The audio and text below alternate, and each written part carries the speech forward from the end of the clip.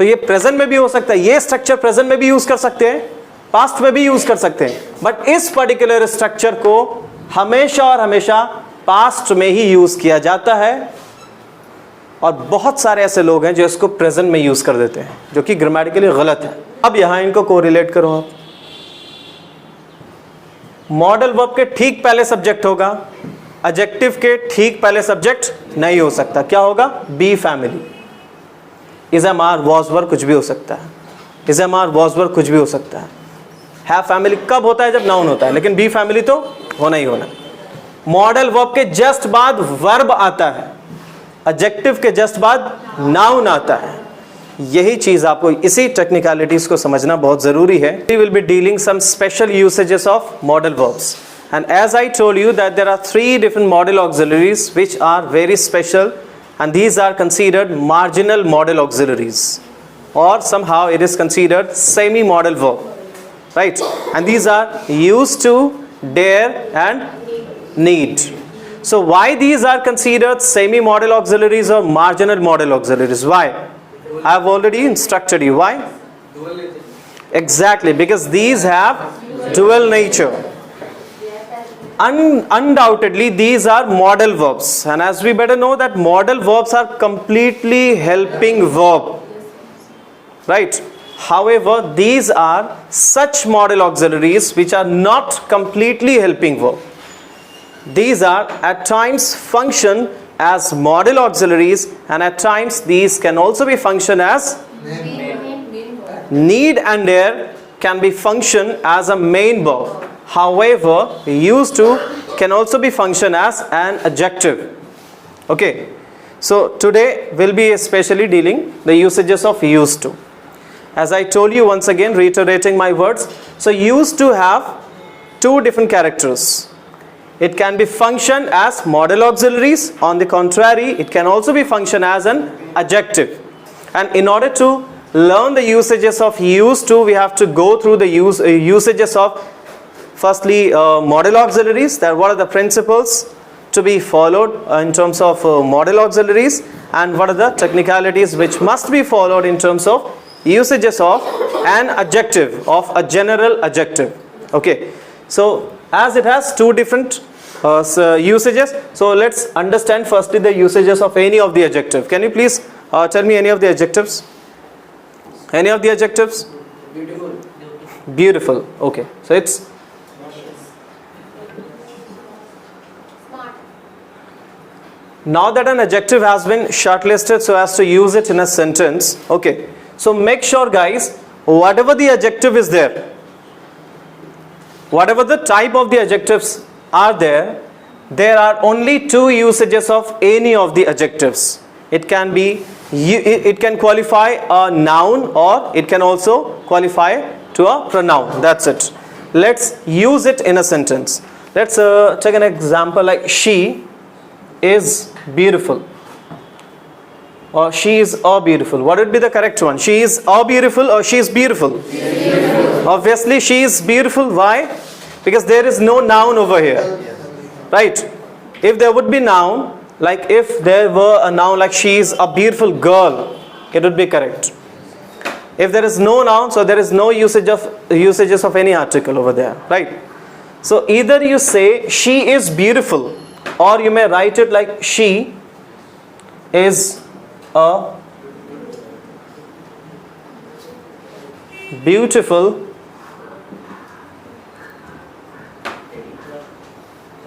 actress.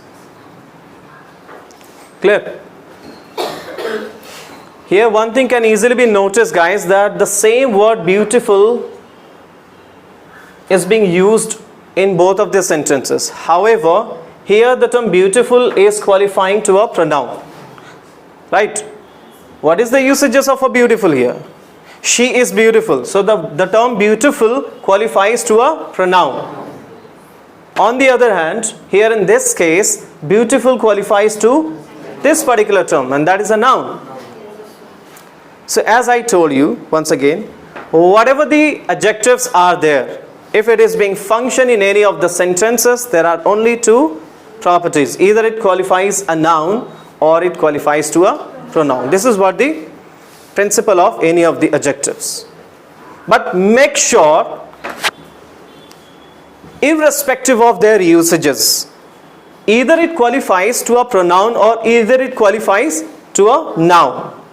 We can never ever use any of the adjectives immediately after any subject.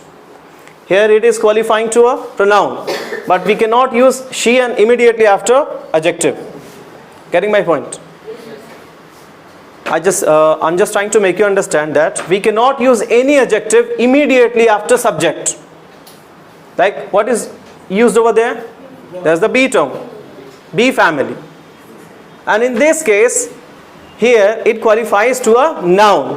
And even in this case, guys, we cannot use any of the adjectives immediately after a subject. So the bottom line is, an adjective can never ever be used immediately after any subject. If you use it, so between subject and adjective, there must be family. Right? In this case, there is no noun. So here, there's the only term that can be used over there is the be family. But when it comes to this one, where a noun is also used over there, so in this case, you can also go with the to have family as well. You can use she has a beautiful actress. Or it can there can be another example, like I have a beautiful actress. They have a beautiful actress for the next movie. Right? So if there is noun, so there may be the possibilities of using to have family or to be family. But when it comes to this particular example, when there is no noun is mentioned over there, here you can only go with be family. Right? So in this case, be family and have family, both are possible. But in this case, only be family is possible. You cannot say she has beautiful. You cannot use it. If there is noun, beauty, in this case you can use like she has beauty. He has smartness. But you cannot say he has smart. No. You have to say he is smart. In a nutshell, एक line में बता दूं कि adjective का दो काम होता है. या तो किसी noun को qualify करना या किसी pronoun को qualify करना. और ये चाहे जिस किसी को भी qualify करे. Subject के just बाद adjective कभी नहीं आ सकता. ये बात मैं इसलिए emphasize कर रहा हूं, बार बार hammer कर रहा हूं, क्योंकि मैं इसको अभी correlate करूंगा. ठीक है? तो सब्जेक्ट के जस्ट बाद कभी भी एडजेक्टिव नहीं आता है, चाहे वो प्रोनाउन को क्वालिफाई करे या किसी नाउन को क्वालिफाई करे. सब्जेक्ट के जस्ट बाद एडजेक्टिव नहीं आता. दूसरी चीज जो नोटिस करनी है वो ये कि एडजेक्टिव के बाद अगर कोई चीज आता है तो वो क्या आता है? नाउन आता है. क्लियर? यहां तो एडजेक्टिव के बाद कोई चीज है नहीं, और इस केस में एडजेक्टिव के बाद कोई चीज है तो क्या है भाई? नाउन है. अगेन दो बात क्लियर हो जाए आपके जहन में. एडजेक्टिव के ठीक पहले कभी भी सब्जेक्ट नहीं होगा, उसके पहले बी फैमिली होना है. और एडजेक्टिव के बाद अगर कोई चीज है तो दैट मस्ट बी नाउन. वहीं दूसरी तरफ जब आप मॉडल ऑक्सिलरीज के प्रॉपर्टी को देखते हैं, ये मैं इसलिए नोटिस करवा रहा हूं क्योंकि इसका डुअल नेचर है.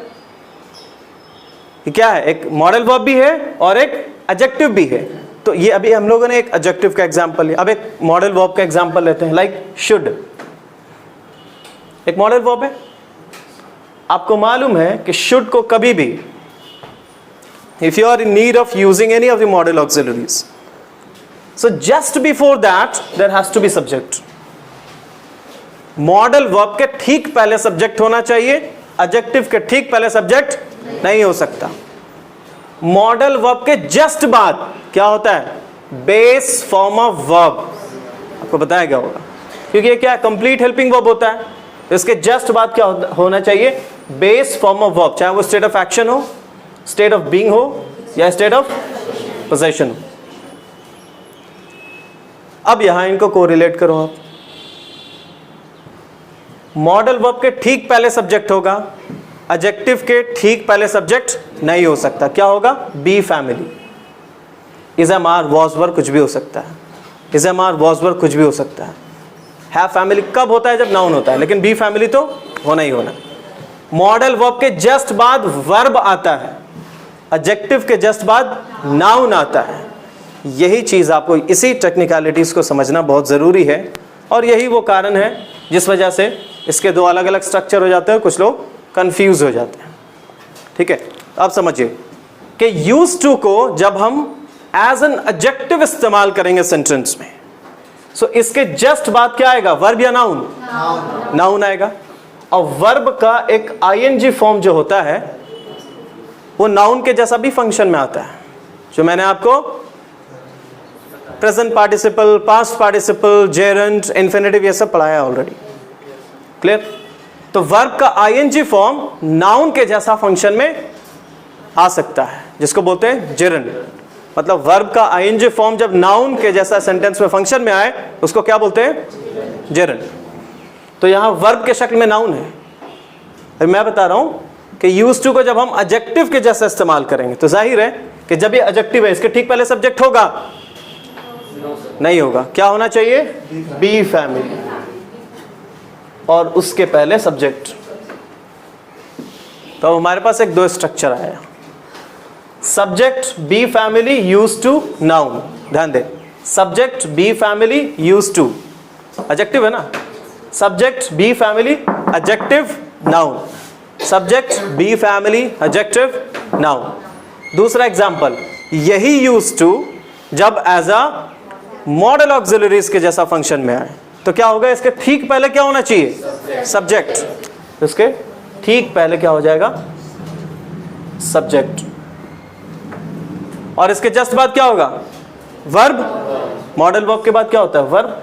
तो वर्ब में क्या हो सकता है? अभी मैंने वहां बताया आपको, बेस फॉर्म ऑफ वर्ब, इधर it is state of action, state of being या स्टेट ऑफ पोजीशन, जो भी हो बेस फॉर्म में होगा। क्लियर?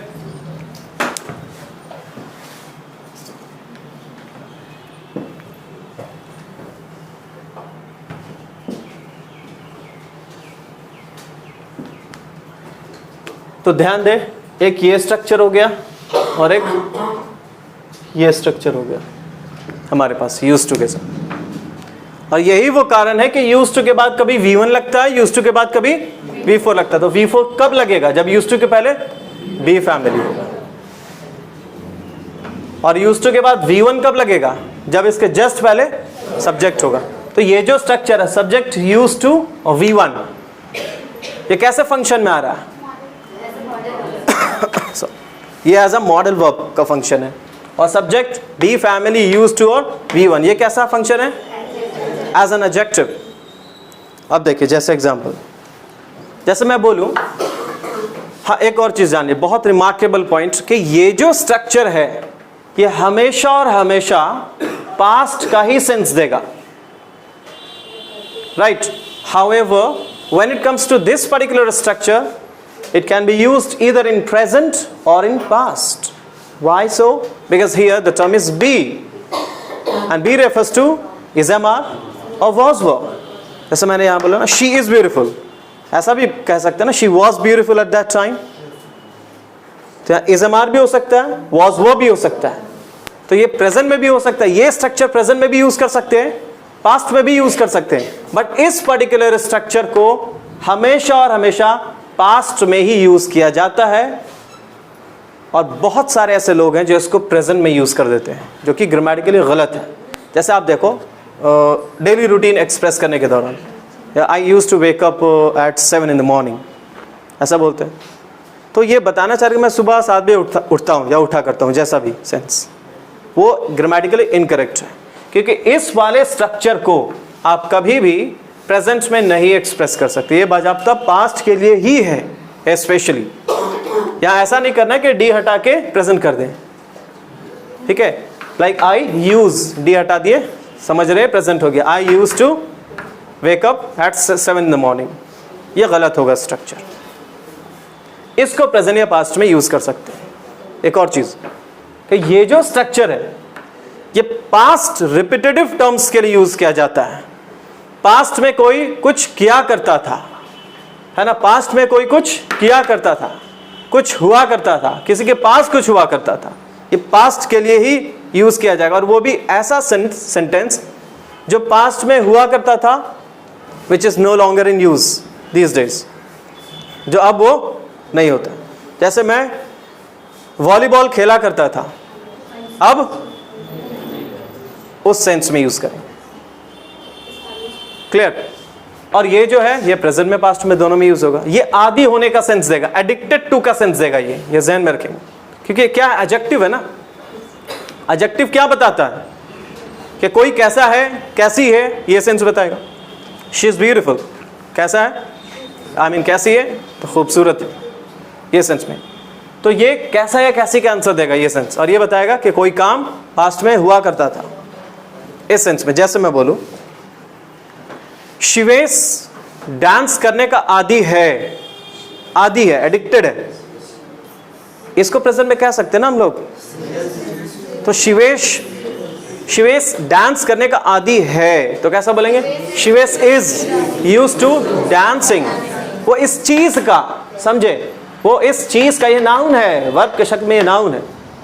वो डांसिंग का, देखिए शिवेश डांसिंग का आदी है। क्लियर? जैसे अभियांश स्मोकिंग का आदी था, ये महज एग्जांपल है, ठीक है, समझाने के लिए। तो अभियांश वाज यूज्ड टू स्मोकिंग, मतलब कोई किसी चीज का आदी था, समझ रहे? अभी भी हो भी सकता है, प्रेजेंट में भी बोल सकते हैं। तो कैसा बोलेंगे? He is used to smoking. Clear? वो रनिंग का आदी है, तो he is used to running. वो रनिंग का आदी था, he was used to running, ये सेंस। लेकिन इसको सिर्फ पास्ट में ही यूज कर सकते हैं। वो सेशंस रेगुलरली अटेंड किया करता था, तो he used to attend the sessions regularly. Clear? वो अपने क्लास का कैप्टन हुआ करता था, तो he used to be, होने का सेंस है ना, तो he used to be what? The captain of his class. वो अपने टीम का कैप्टन हुआ करता था, he used to be the captain of his. उसके पास बुलेट हुआ करता था, yes, तो he used to have a bullet. School के टाइम में उसके पास रेड कलर का बाइसिकल हुआ करता था, तो he used to have, कैसा बोलेंगे? He used to have what? A bicycle. He used to have a red bicycle at the time of schooling, या in schooling या during schooling. ये समझ पा रहे हैं? वहां एक पीपल का पेड़ हुआ करता था, वेट, वहां एक पीपल का पेड़ हुआ करता था। Who will answer? Raise your hand. हो गया blank? It's a very simple term. देखिए अभी मैं इसको सिंप्लीफाई करता हूं। पोडियम है, there is a podium, podium था, अभी पोडियम हुआ करता था। एक सेकंड, पेड़ है, पीपल ट्री है, there is a peepal tree था, अब पीपल ट्री हुआ करता, देखिए समझिए इस चीज को, पीपल ट्री है तो there is a peepal tree था, देयर वाज अ, लेकिन जब मैं सेंटेंस में ऐसा बोलूं, एक वहां एक पीपल ट्री हुआ करता था, इसका मतलब अब क्लियर? तो कैसा बोलेंगे? There used to. अरे जहां जिस सेंटेंस में सब्जेक्ट नहीं होता, तो वहां पे चीजों को इंट्रोड्यूस करने के लिए एज अ सब्जेक्टिव फॉर्म दो इंट्रोडक्टरी टर्म को यूज किया जाता है इंग्लिश में, इट और देयर। क्या यूज करेंगे? There used to be a peepal tree. उस गांव में एक, हाँ, उस गांव में एक पीपल, बहुत बड़ा पीपल ट्री हुआ करता था। कैसा बोलेंगे? There used to be a big peepal tree उस गांव में, इन दैट विलेज। उस एरिया में एक डॉन हुआ करता था। कैसा बोलेंगे? There used to be a don उस एरिया में, इन दैट। तुम्हारा एक दोस्त हुआ करता था, यस, कैसा बोलेंगे?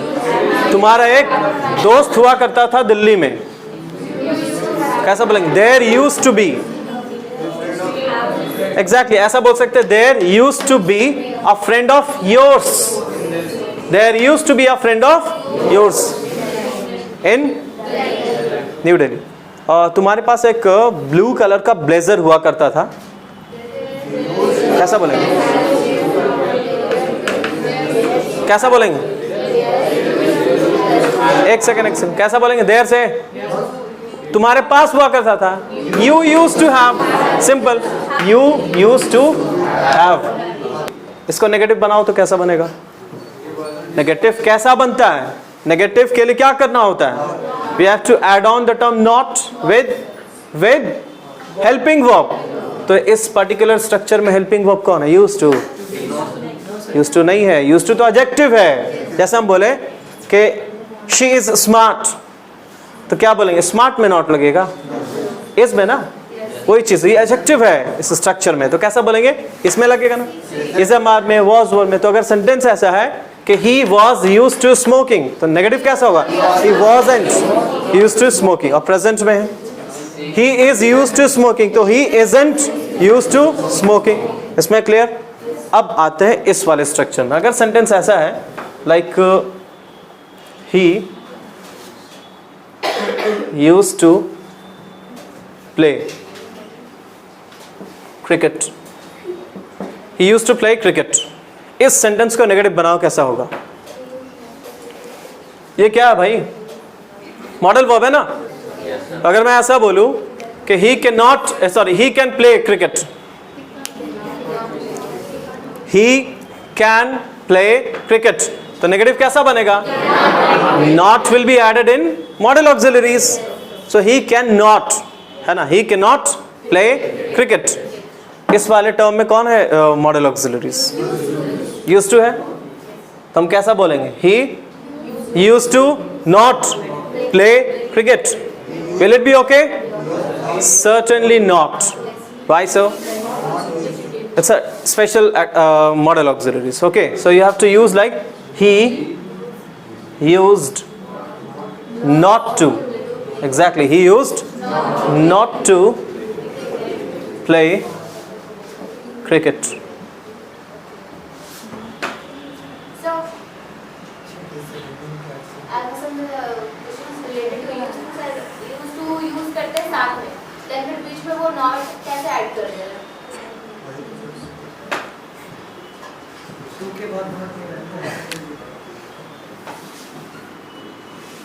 ये कैसे इसमें बीच में एड ऑन कैसे हो जा रहा है वो?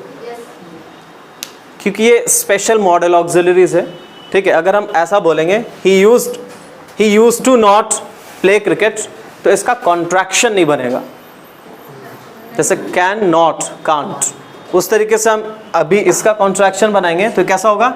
यूजंट, ठीक है। लेकिन अगर ये टू बीच में रहेगा तो कैसा होगा? तो उसका कॉन्ट्रैक्शन बन पाएगा? नहीं बन पाएगा। इसका कॉन्ट्रैक्शन अगर यूज करेंगे तो कैसा हो जाएगा? यूज्ड और नॉट, कैसा हो जाएगा? ही यूजंट, कैसा बोलेंगे? ही यूजंट टू प्ले क्रिकेट। ये क्लियर? एक और चीज यहां देखें, जैसे अगर मैं ऐसा लिखूं, he wanted to play cricket, क्या आप इससे वाकिफ है? ये सेंटेंस सही है? Is it the correct sentence guys? May I know the nature of this particular structure? It's past simple, right? Like subject, V2. Is it there? Subject plus V2. मैं cricket खेलना चाहता हूँ, I want to play cricket. मैं cricket खेलना चाहता था, I wanted to play cricket. Clear है? चलो इस सेंटेंस को नेगेटिव बनाओ, कैसा हो जाएगा? क्या हम ऐसा करेंगे? He wanted not to play cricket. Past simple, इसमें कैसा नेगेटिव बनता है? ये V2 चेंज किस में जाता है? V1 में, तो कैसा हो जाएगा? He did not want to play cricket. ध्यान दे, he wanted to play cricket, he did not want to play cricket. यही है ना इसका नेगेटिव? इसका नेगेटिव यही है, ध्यान दे। subject V2 2 plus V1.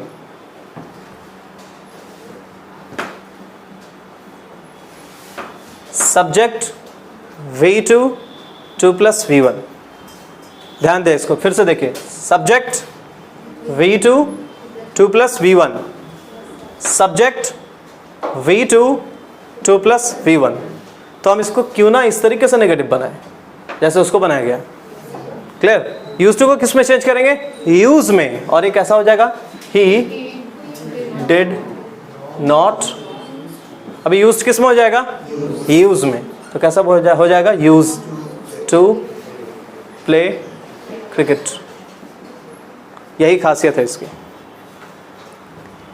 इस वाले स्ट्रक्चर को अगर ऐसा लिखा हुआ है, he used to play cricket, so here you have two choices. Either you can express with this way or that way. Clear? So he used to play cricket. इसका negative कैसा हो जाएगा? He used not to play cricket. और इस case में he didn't used to play cricket. तो इस particular structure को आप दोनों तरीके से नेगेटिव बना सकते हैं, चाहे इस तरीके से या इस तरीके से. अगर ये स्ट्रक्चर हुआ तो पास सिंपल वाला पैटर्न को हम लोग फॉलो किए, और इस स्ट्रक्चर से ये मॉडल ऑक्सिलरीज के पैटर्न को फॉलो किए. क्लियर? क्या है कि ये बोला जाता है अक्सर, बोलचाल में अक्सर इसे इस्तेमाल किया जाता है, लेकिन जब फॉर्मल राइटिंग्स में आप लिखने की कोशिश करें, रिटन फॉर्म में आप देखेंगे तो अक्सर इसको चूज किया जाता है. क्यों? क्योंकि यूज टू एक मॉडल वर्ब है. इसका ओरिजिन क्या है? कहाँ से है ये? मॉडल ऑक्सिलरी से.